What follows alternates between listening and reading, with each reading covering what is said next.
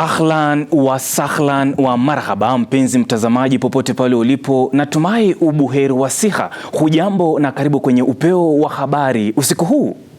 Mimi ni Numea Mark na haya ndio tuliokuandalia. Ukame waleta mifugo Nairobi, hali ya nyasi kukua kidogo huko. Mikakati yampa ushindi Mama Terry. Hoteli nayo lazima uangalie ni place gani unaweza fungua. Siku ya wapendanao almaarufu Valentine yapunguza mahudhurio Lakers.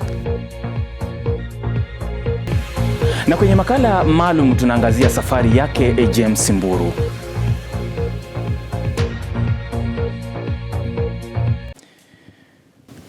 Taswira ya jiji la Nairobi inabadilika huku athari za tabia nchi zikidhihirisha. Swala la ukame sasa limevuka mpaka na kuingia jiji kuu, hali ambayo imezua changamoto kubwa. Mwanahabari wetu Eugene Ngigi ameandaa ripoti hiyo kwa kina. Kufuatia makali ya ukame huko Kajiado Magharibi, wafugaji sasa wamelazimika kupenya hadi jiji kuu la Nairobi kwa minajili kusaka malisho na maji. Safari inayotarajiwa kuendelea hadi msimu wa mvua utakapoanza. Kitu imenileta huku hasa ni kiangazi, hali ya nyasi kukua kidogo huko, tukaamua tukuje huku angalau ng'ombe wapate nyasi ili washibe. Kuna pia hali ya ng'ombe kukua wengi na nyasi kupungua. Napanga kukaa huku kwa wakati wa karibu miezi miwili hivi, angalau mvua inyeshe. Aidha, uwepo wa mifugo hawa barabarani inatatiza shughuli za biashara na hata pia kuhatarisha usalama barabarani huku, uwezekano wa kutokea kwa ajali ikikadiriwa. Okay, kitu ya kwanza sigai kukua sikipita. Unaona kama sasa ile ni mavi na iko mbele ya chakula. Unaona sinaenda sikipupu kila mahali. Sinaweza sikia pia watu like sasa tuseme nyinyi mko hapa mnataka kununua, imekunja tu ikipita ikitafuta kidogo. So unajua utakimbia. Utaweza kukuja hapa ama ukiona hapa utaweza kukuja hapa. Utaogopa inaweza kukugonga. Wanafunzi warejea darasani baada ya kukamilisha masomo ya nyanjani. Mafunzo hayo ya lazima yanalenga kuwapa tajriba katika taaluma yao. Otieno Kevin na maelezo zaidi. Baadhi ya wanafunzi wa KMC waliokwenda masomo ya tarajali maarufu industrial attachment sasa warejea darasani. Sasa niko tadia. So 3.2 tukaenda tena attachment of which ilikuwa last year around September to December. Nili-apply for Citizen TV. Wamerudi na ujuzi mpya pamoja na uzoefu wa moja kwa moja kazini kama vile utangazaji, uendeshaji wa studio pamoja na uandishi wa miswada. Programu hii ya lazima inayowapa misingi ya vitendo inaziba pengo kati ya nadharia na uhalisia. So nikiwa shule sikuwa sana na uelewa mzuri kuhusu print media. Kumbuka mimi nafanya broadcast journalism. So mambo na print media kidogo yalikuwa yananichallenge. Lakini nilipofika pale ilibidi sasa nimeanza kuzoea, imebidi sasa nimeanza kupenda, imebidi sasa nimeanza kuandika story na kupublish kwenye mitandao.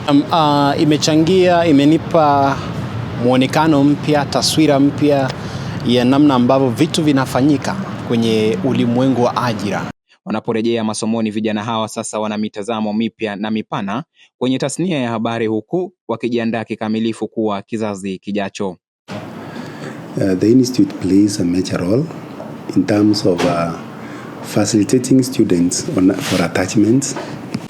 The Department of Information, for instance, we have linked up with the Kenya News Agency.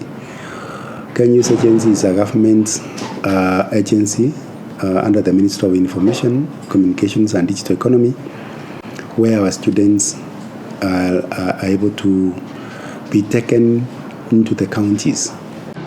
Ingawa uzoefu huu wa vitendo hawezi kuepukika, wahadhiri na wasimamizi wa taasisi wanasema kwamba ni sehemu ya kawaida ya mzunguko wa mafunzo ya kitaaluma unaolenga kuwapa wanafunzi ujuzi wa vitendo kuyakamilisha yale wanaojifunza darasani. Otieno Kevin, KMC, Nairobi. Huku dunia ikiadhimisha siku ya saratani ulimwenguni, wataalamu wa afya sasa wanatilia mkazo na kutoa wito wa dharura wa kufanya uchunguzi wa mapema kama mbinu ya kuzuia vifo vinavyoweza kuepukika. Pauline Wakiu anaangazia ripoti hiyo. Tukifanya hiyo tupate labda uko na your suspicious case, tunakutuma kwa facility, na kwa sababu Equity Afya hapa South B iko karibu hapo, ndio tutatuma watu waje wafanyiwe ile pap smear. Saratani ya matiti na saratani ya shingo ya kizazi zinaendelea kuwa miongoni mwa magonjwa hatari yanayoathiri wanawake wengi nchini Kenya. Kila mwaka maelfu ya wanawake hugunduliwa na magonjwa haya, huku wengi wakipoteza maisha kutokana na kuchelewa kugunduliwa. Wataalamu wa afya wanasema kuwa uchunguzi wa mapema ni njia bora ya kuokoa maisha. Wanawake wanahimizwa kujichunguza matiti mara kwa mara na kufika hospitalini kwa vipimo vya saratani ya shingo ya kizazi, hasa baada ya kufika umri wa miaka 25. CareCall has organized a medical camp which will be holding at Fuata Nyayo at the bypass. We'll be doing free screening for cervical cancer and breast cancer. Wanasema ulemavu si kilema, na licha ya changamoto anazopitia James, hajakata tamaa kutimiza ndoto yake ya kuwa mwanahabari tajika. Je, ni siri gani inayomfanya azidi kusonga mbele licha ya hali yake? Mwanahabari wetu Otieno Kevin anatuarifu zaidi. Katika taasisi ya mawasiliano ya umma nchini Kenya, KMC, wanafunzi hutoka katika mazingira tofauti ya maisha. Miongoni mwao ni James Mburu, mwanafunzi wa cheti cha uandishi wa habari za utangazaji maarufu CBJ. James anahudhuria masomo yake kuanzia mida ya saa 10:30 jioni hadi saa 2 usiku, pamoja na masomo ya Jumamosi, huku Jumapili ikitengewa mapumziko. Wakati tuko darasani, mwalimu anapoandika notes ama kusoma, unaweza kuta anaenda kwa mwendo wa haraka, ilhali naandika na mguso, unakuta nimepitwa, like kuna hoja sijaandika, wenzangu wameandika.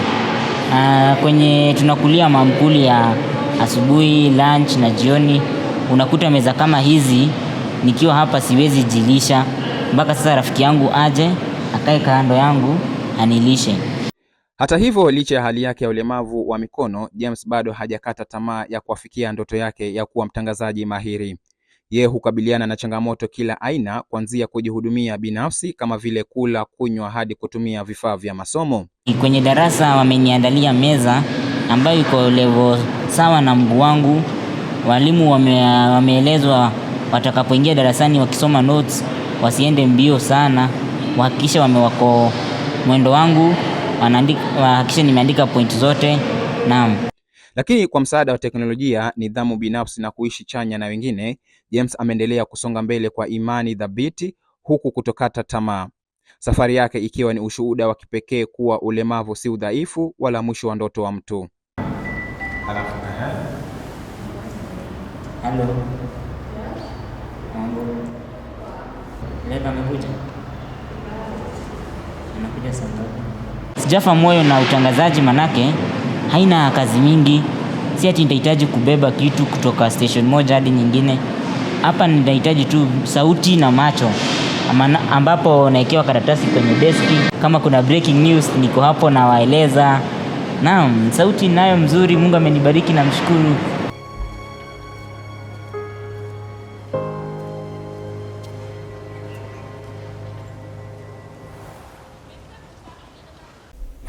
Baada ya makala hayo ya James, nachukua mapumziko mafupi, kisha nitarejea na habari za biashara.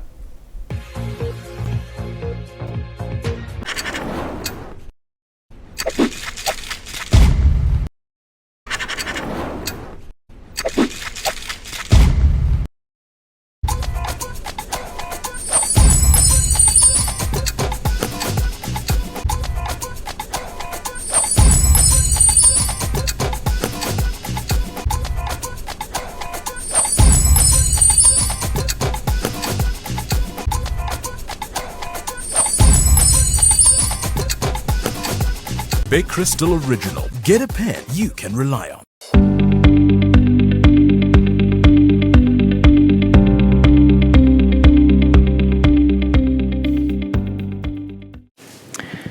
Katika mnyukano mkali wa biashara za hoteli hapa jijini Nairobi, ubunifu umekuwa nguzo kuu ya kusalia ulingoni licha ya gharama ya maisha kupanda.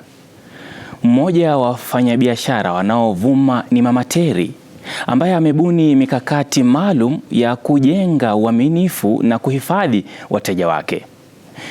Leo mapema nimekuwa maeneo ya South B na niliweza kuandaa taarifa hiyo. Nipo katika hoteli ya Mama Terry katikati mwa harufu ya wali wa moto, maharage ya kukaanga, mchuzi rojo wa nyama, chapati na vitumbua. Kila siku ya juma baada ya vipindi vya madarasa kuisha, utaona wanafunzi wa KIMC wakija kwa ajili ya kushibisha matumbo yao.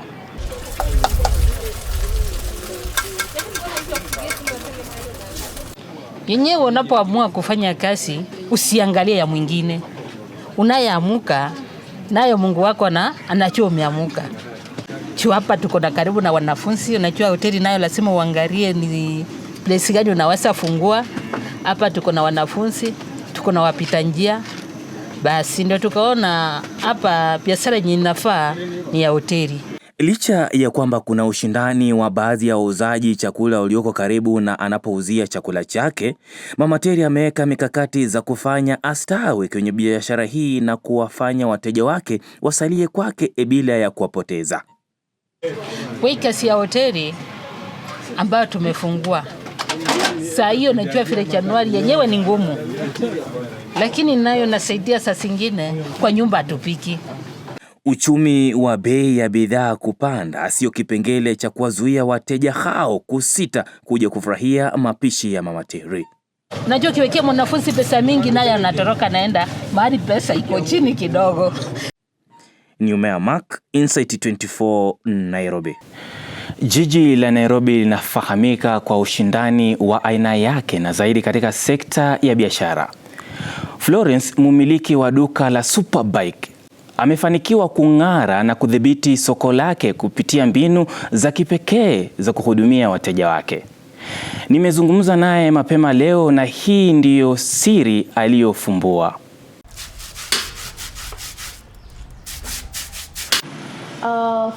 For me basically and my business partner, we love cycling, we love bicycles. So it started off when, our friends would approach us and tell us, hey, nisaidie kununua bike, I'm looking for a bike, what should I look for in terms of the specs, in terms of, usability, maintenance. So, and at that particular time, it was during the COVID era where we were actually encouraged to cycle a lot. Licha ya kwamba biashara hii ina wengi, swala la wateja kwake sio tatizo. Florence ana mbinu kabambe za kunadi biashara yake. Wateja wengine wanapatikana kutokana na mapendekezo ya wateja wake wa kawaida. The market is there and it's just how you place yourself, how you market yourself and how you put yourself out there in the market. There's a big market in Kenya and actually people have started embracing cycling. I will tell you for free, 60% of our sales are basically it's somebody who referred, a client who's referred somebody, that other person has referred somebody else. Kama tu biashara zingine, Florence pia anapitia changamoto licha ya kujitahidi kuimarisha biashara yake. Anasema baadhi ya wateja wanasita kununua baiskeli kwa sababu ya miundombinu za barabara nyingi hazina njia maalum za waendeshaji baiskeli. Infrastructure, there's no provision for cycling lanes. Like in Nairobi, I think there are like only 3-4 major roads that have actually a partitioned cycling lane. And because we still have that mentality where we're having rogue drivers. Kwa kawaida baiskeli ni mojawapo ya vitu vya kukufanyiza mazoezi, na zaidi watu wameifanya kuwa biashara kwa kuingiza kipato chao, kama tu vile umesikia Florence akieleza. Nyumea Mark, Insight 24, Nairobi. Inabidi na mimi nimtembelee rasmi Florence ili nijinunulie angalau baiskeli moja. Lakini kando na hayo, nachukua mapumziko mafupi.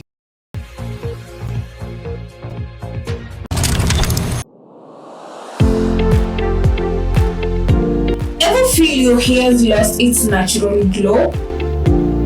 Bring back the shine with olive oil nourishing spray. Mixed with pure olive oil, it hydrates, smoothens, and protects each strand. Enjoy a soft, silky glow that lasts all day.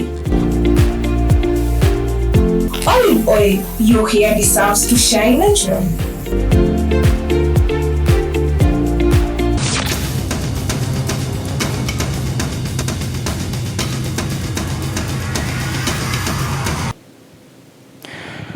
Klabu ya mpira wa vikapu ya Lakers imezindua rasmi kambi ya mazoezi kujiandaa na mtanange mkali unaosubiriwa kwa hamu mwezi ujao. Hata hivyo, kinyume na matarajio, mazoezi ya leo yamegubikwa na changamoto ya idadi ndogo ya wachezaji. Eugene Ngigi anaripoti zaidi.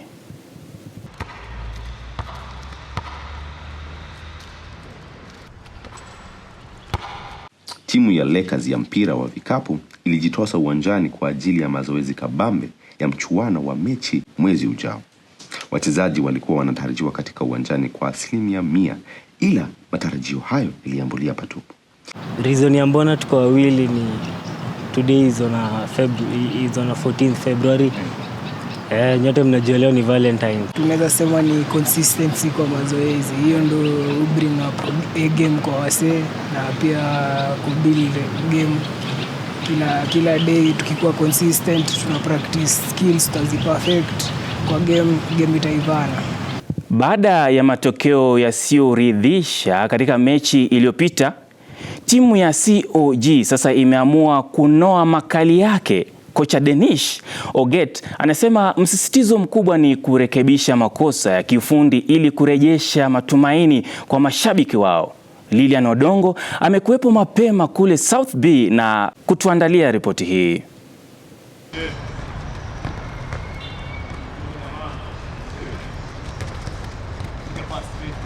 Haya ni mazoezi yanayofanywa kwa udi na uvumba kwa ajili ya kurudisha kile ambacho walipoteza. Dennis Oget, kocha wa timu ya COG, anasema wanatia juhudi ya mazoezi kwa sababu walishindwa wakati uliopita. Angalia kama mechi yetu yenye iliisha ya juzi tulipigwa bao 1-0. Ovucha haikuwa mbaya, vile pia wenye tunacheza nao walikuwa vizuri. Lakini na hopia hii weekend lazima tutapata results. Tuna mechi hii weekend, tuko na mechi tunacheza pale Pumwani. Oget anasema timu inayoshinda itapata tunzo na kuingia katika nafasi nyingine. Tukishinda hii ligi sana tukishinda inakuwa na promotion. So kama sasa hii tuko sub county. Tukishinda tunaenda county. Alafu tukishinda county tunaenda regional, inaenda hivyo kipande.